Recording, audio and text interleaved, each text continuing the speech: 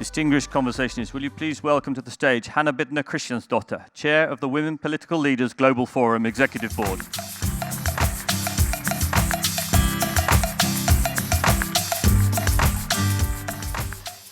Your Excellencies, honorable members of Parliament, dear guests, dear friends from all around the world. How great to see you here on a fairly nice morning in Iceland. The weather has treated you kindly, and hopefully you will have really fruitful and good days here in Reykjavik, Iceland. My name is, as was told earlier, Hanna Birna Kristjánsdóttir. None of you is expected to learn that by heart. We, the Icelanders, know that it can be fairly difficult. I'm the chair of Women Political Leaders Global Forum, and it is my great honor and privilege to welcome you to my home city, Reykjavik, and to my home country, Iceland. For us dear friends that have been dreaming about making Iceland the place where women leaders come, discuss, debate, and dream about gender equality, it is hugely important for us to have now well over 400 women leaders from around 100 countries gathering together in making sure we do our best to make the world a better place. So please, thank you so much for coming.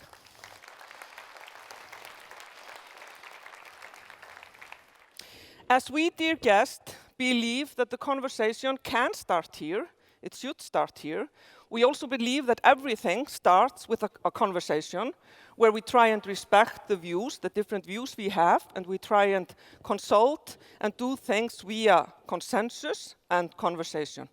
So the ones that have been playing a big role in this is, of course, all the conversationists in here, and I encourage you to use that name in the coming day. We want to do this event a bit Icelandic style. It's informal, it's supposed to be different, it's supposed to be warm and nice and kind, so please refer to yourselves and your fellows here in the audience as conversationists in the coming days. We also believe in what we call, and this is our hashtag, Power Together, because we think we can do it together. And it is thus a great honor for me to introduce the people that have made this all happen, the people that have been working together, showing that things can be done together. So let me introduce the Prime Minister of Iceland, Katrín Jakobsdóttir first.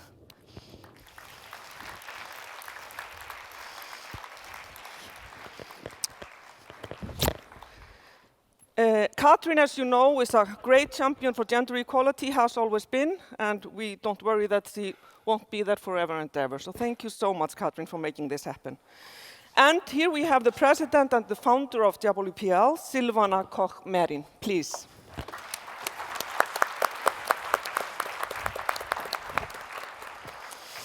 And then the Speaker of Parliament of Alþingi, that's the Icelandic name for Parliament, Steingrímur J. Sigfússon.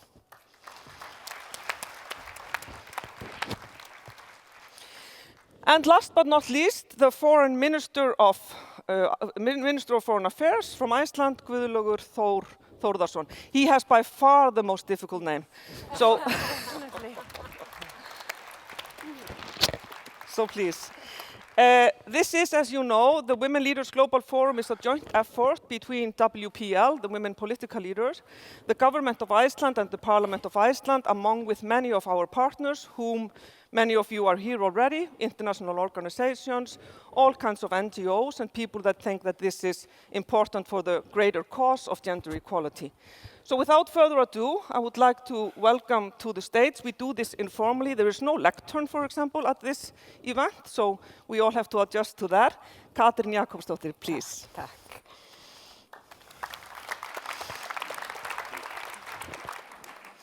President Vigdís Finnbogadóttir, distinguished guests, it's an honor and privilege to be here with you today, and I'm so delighted to welcome you to the first ever Women Leaders Global Forum, co-hosted by the Icelandic government, the Icelandic Parliament, and women political leaders.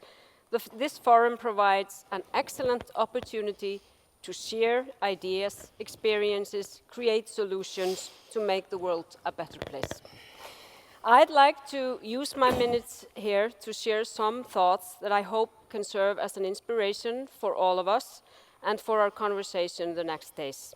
Given the nature of our forum, I will focus on ways to strengthen the rights of women and girls, because I believe that women who have made it to top positions of power should use their platform to work towards a more egalitarian world. First, I would like to mention education. According to UNESCO, 130 million girls between the age of 6 and 17 are out of school across the world. We need to systematically break down all barriers to girls' education, ensuring that all girls have access to good quality education that gives them opportunities to be active participants in their communities, including the decision making. This is not only about getting girls into school, but also making sure that our educational institutions are safe and inclusive, and that our education system in all our countries serve to build up democratic, sustainable, and egalitarian societies. And education is also a key to defeat the rise of religious fundamentalism, extreme nationalist ideologies, and the radical rights. Second, family policies. Since women still carry the bulk of child rearing, family policies and the lack thereof have a massive impact on women's daily lives. If it wouldn't have been for universal childcare and maternal and paternal leave, I personally wouldn't be here serving as a prime minister, while also being the mother of 3 children. So I owe a lot of debt to the women who came before me and built up that system here in Iceland. Iceland was the first country in the world in the year 2000 to adopt a government and business-funded shared parental leave scheme. And the key here is well-paid, use it or lose it proportion for both parents, which at the best has enabled 90% of new fathers taking time off work to care for their young children. Paternity leave has significantly changed the makeup of Icelandic society. In 2011, I actually became the first government minister to take a full-time maternal leave when I became pregnant serving as the Minister for Education and Culture. In some countries, I would have been advised against it, or advised against having children altogether, and it would have destroyed my political career. But here I am, and still the mother of 3 sons who are doing just fine. So here we can see political policies matter. And women don't have to choose between having a family and having a career. And that's the important political policy. Third, I would like to mention violence against women and girls, because violence against women and girls is one of the most persistent human rights violations of our times, and both the cause and the consequence of women's inequality. Most recently, the Me Too movement exposed systematic harassment, violence, and everyday sexism that women across various layers of our societies are subjected to. And here in Iceland, actually thousands of women spoke out, and the movement revealed the multiple discrimination suffered by migrant women, not least, in a country that has throughout history been relatively ethnically homogeneous. And our task is to listen to all the stories that women have shared, but also seek out the voices that we don't hear every day, so that the realities of all women are considered in our action to eliminate gender-based violence. This is not an issue of faraway places, because violence against women actually cuts across all societies, and we need to do everything in our power to end it. 4, peace and sustainability. Iceland is actually a country without a military. And actually in a recent survey, it is shown that Iceland is the most peaceful country in the world, which is an amazing privilege.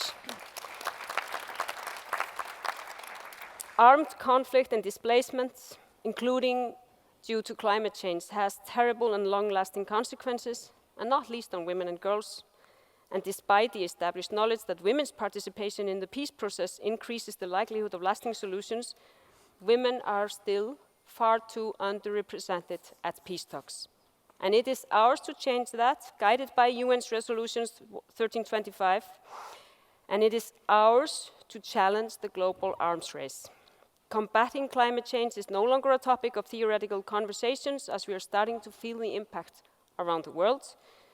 And climate change is an issue that my government has put at the very top of the agenda for our children and our grandchildren.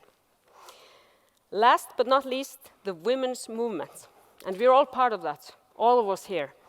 And I think all of us should take time and celebrate and thank the women's movement. We should enjoy any of the rights that we enjoy today. If there hadn't been for women's solidarity, often as tremendous personal costs to individual women, movement is the key word here, because with solidarity and collaboration, we can actually move mountains. And this is vital to our gathering here in Iceland. Together, we can move mountains, all of us here. I would like to thank women political leaders, the organizers, and all the partners that have made this event possible. And I do hope that we will have a great and fruitful conversation here in Iceland for the next days. Thank you very much.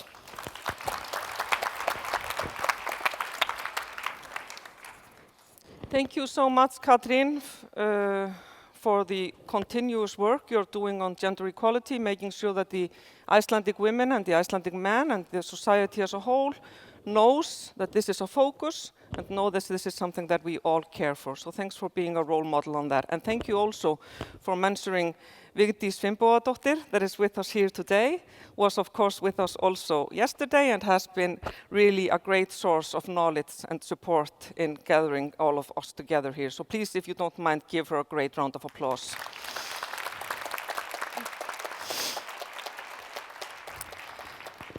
So then, next, the president and founder of WPL, Women Political Leader, Silvana Koch-Merin. Thank you.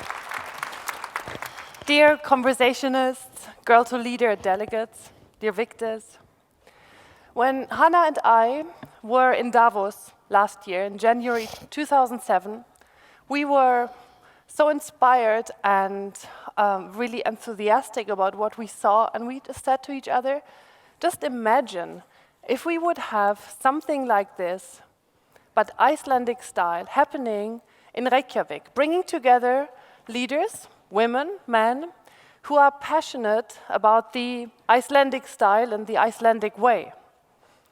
The Icelandic style meaning living, breathing, learning from the Icelandic way of being the best country for women and men, for equality between women and men, being the most peaceful country, also being a country where sustainability really ranks high on the agenda. All the energy here is from renewables, for example.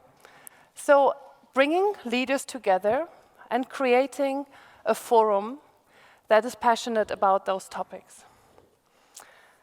And well, a bit more than a year later, well, almost 2 years later, we are here. More than 400 people from all walks of life, so multi-stakeholder, of course, women political leaders, and I'm happy to see many women politicians among here, but also women from corporates, women from civil society, women from science, women from media, and men, again, who are championing the cause of what I just described as the Icelandic way. And this is super exciting. We've been working hard to make this happen. But also, we want this to be a journey that really goes on and is on the purpose of bringing people together to make this world a better place. Women Political Leader is delighted and honored to co-host this forum with our wonderful co-hosts, the government and the Parliament of Iceland. Thank you so much for this. And as Katrín said, the Women Leaders Global Forum is a new voice. It's a new voice, a collective voice, building on cooperation, on joining together. And it has a mission. The mission is to change the way we lead and to change the world for the better. We believe in the concept of power together, uniting our power, our energy. A power together approach that is more inclusive, more collaborative, more optimistic, and more impactful. And we believe we can do this through conversation, which drives action all over the world. And we didn't stop here by thinking, let's have a conversation leading to action. No, we want us to keep ourselves accountable to this mission every day. So we have developed the Pulse. And the Pulse, we're very excited about it. We will launch it here and today. This tool, the Pulse, will help us to keep an ear on the ground and also amplify the voices of those that don't have a seat at one of these tables. And with this, I can show you a video about the Pulse. The world's most powerful women are gathering at the Women Leaders Global Forum in Reykjavik, Iceland, where women leaders share ideas and solutions on the big issues. How to promote the number of women in leadership positions. Chief Executive Officer of the World Bank. I'm struck as a leader attending my first United Nations General Assembly. How to further advance society. We believe in the concept of power together. A more inclusive definition of power built on collaboration and debate, progress achieved through understanding rather than conflict, and an emphasis on consensus rather than individual strength. That's how we achieve parity sooner. A global conversation on the issues starting here. And there's a new way for us to lead the conversation towards positive change. A way to listen to the health of the debate and show our impact on it. The Pulse is a living embodiment of 6 key topics. It reacts to the volume of conversation around these themes on social media and whether it is positive or negative in real time. It can tell us the direction of the global debate, alerting us to the topics that need attention, spurring leaders and followers to join the conversation and strengthen it, creating awareness, change and progress. Progress we can see. Follow the Pulse at the Women Leaders Global Forum from the 26th to the 28th of November in Reykjavik. The conversation starts here.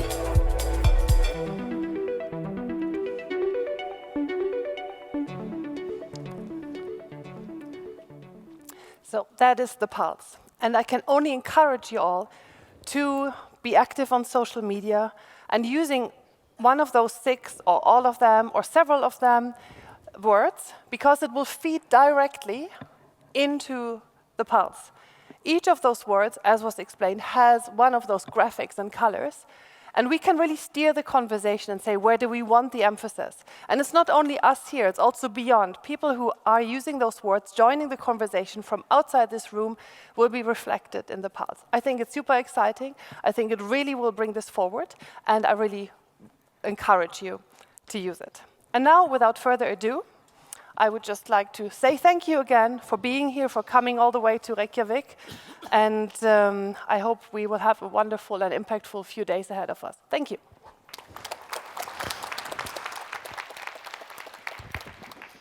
Thank you, Silvana. And the Pulse is something that we hope you use and people around the world use. It's the tool for us to see where we need to push up the conversation, where we need to be more positive about things, and so on and so forth.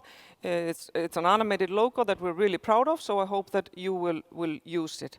But next, I would like to introduce the Speaker of Alþingi, the Speaker of Parliament in Iceland, Steingrímur Sigfússon. Please, the floor is yours. Dear Vigdís Finnbogadóttir, former President of Iceland, Speakers of Parliaments, Ministers, MPs, distinguished guests. First of all, I would like to, on behalf of Alþingi, the Parliament of Iceland, to wish you heartily welcome to Reykjavik and Iceland. We are delighted to be able to do our part, and this trilateral cooperation between the government, Parliament, and the organization is really functioning very well. I would like to tell you a little bit about what we have been dealing with or doing in Parliament during the last years. Of course, as our Prime Minister mentioned, the Me Too wave hit Iceland like every other country. And we decided in Parliament to take a day off and have a barbershop gathering. The barbershop context was developed in cooperation between Iceland and Suriname, and first introduced at the UN General Assembly. Actually, one of the experts is sitting there, so I should be careful. And it was part of the He4C movement to engage men and boys into gender equality issues. It's now becoming more of a mixed gender thing, I think. But this was really an historic day for Iceland because all of us sat together and discussed this very difficult topic. We had part of the session closed so that we could, in honesty, discuss, among other things, what Me Too movement brought forward in politics. And this also led to the fact that we changed the code of conduct for the MPs. So now it's really strictly stated that no kind of harassment, violence, or abuse will be tolerated by Parliament, regardless of, and it doesn't only apply to the premises, to the Parliament as such, but also to the MPs wherever they are going around engaged in their business as such, as parliamentarians. This, I think, was an important contribution from our part, but we are not stopping there. Unfortunately, we suffered a little setback in last parliamentary elections from being almost in equal numbers. We went down to or around 40-60 now, but I'm convinced that that's only a temporary drawback, and we got a prime minister instead. And actually, women in Iceland are taking over many key positions as we speak. I would like to draw your attention to an interesting development, among other things, within the labor union, where young women have more or less taken over all the major leading positions. So the labor union now in Iceland is more or less led by women, which is, of course, is very good because they will be more sensible when it comes to negotiations and such things, as they normally are. Anyway, I won't bore you with a long speech. I'm really pleased to be able to, in my old age as politician, to participate in this. I'm very hopeful, and I hope this gathering will continue to grow at about the same rate that it has done from last year. So we will have a really powerful meeting of this kind in Iceland for the next 4 years. Enjoy, and enjoy your stay. Thank you so much, Steingrímur, for this. And talking about growing, we will hopefully grow further in the coming years because this is not a 1 year off, but a long it will be a process. Unfortunately, we had to close registration at some point for this event because the hall doesn't take more than this, so you would all feel comfortable. Maybe we'll build another Harpa, Katrín, at some point. But we might have to accommodate for you in a bigger hall here sometime, hopefully. But as Steingrímur was mentioning, I think it's super important to underline, because we're often talking about here the Icelandic way or the Icelandic case of how to do things when it comes to gender equality. I think the magic partly lies in the fact that we have men that are as enthusiastic as we are about gender equality. They speak about it, they are committed to it, and they're really, really on the same level as we when it comes to making sure that this is high priority. So it's also important to make sure that those champions are we make sure that we welcome them. So thank you, Steingrímur, and welcome to one of our greatest champions of gender equality when it comes to men here in Iceland, the Minister of Foreign Affairs, Mr. Guðlaugur Þór Þórðarson. The floor is yours. Thank you, Hannah. I hope I live up to these kind words, but I would like to add a welcome to all of you. It's absolutely great to see you all here in Iceland. And I am very proud to host this diverse group of powerful women with the main organization, the Women Political Leaders Global Forum, and the private sector in Iceland. I have rarely seen such an enriching program, and the networking opportunities, they are everywhere. And aside from the great program, many of you may have decided to come because of our reputation as gender champions, and we intend to live up to it. We know we must continue to improve at home, but we are also eager to share our experience and see other countries also in the Champions League. while progress has been made by team effort, I think it's fair to say that one person in these rooms deserves the most credit for the current situation, and that is Madam Vigdís Finnbogadóttir.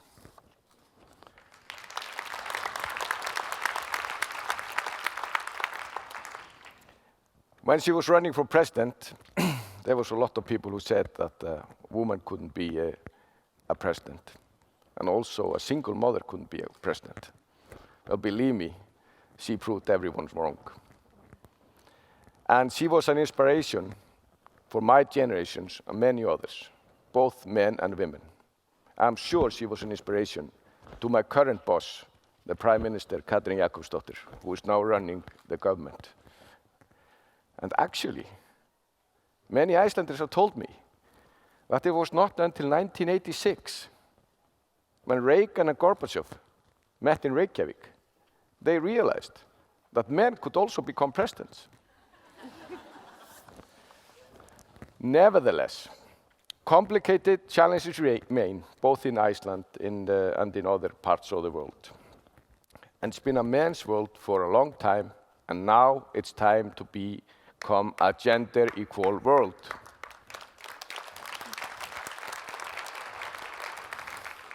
And I am not advocating for gender equality solely for my daughters and my granddaughter. I am also doing it for my sons. Because we know from an experience that a gender-equal societies are happier and healthier and more peaceful. It's a win-win situation. We men, even we live longer in more gender-equal societies. Can watch a lot more football games, all the things we like. So, and me myself, I have been very fortunate that both in life and in politics, I have had a lot of female role models. My mother, my wife, and I also been so lucky to work with a lot of aspiring women. And I truly believe that we are much stronger and better when we work together, men and women.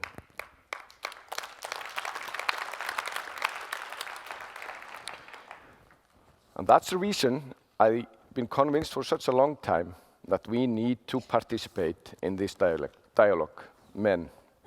And through the Barbershop Initiative, we have engaged around 2,300 people, and half of them are men, and I'm very proud of that. Around the world, more than 1 million men have engaged or signed up for the He4C. But reaching our goal for gender-equal world will require a team effort. And as a true Liverpool fan, I can say, you never walk alone. We are in this together. Thank you.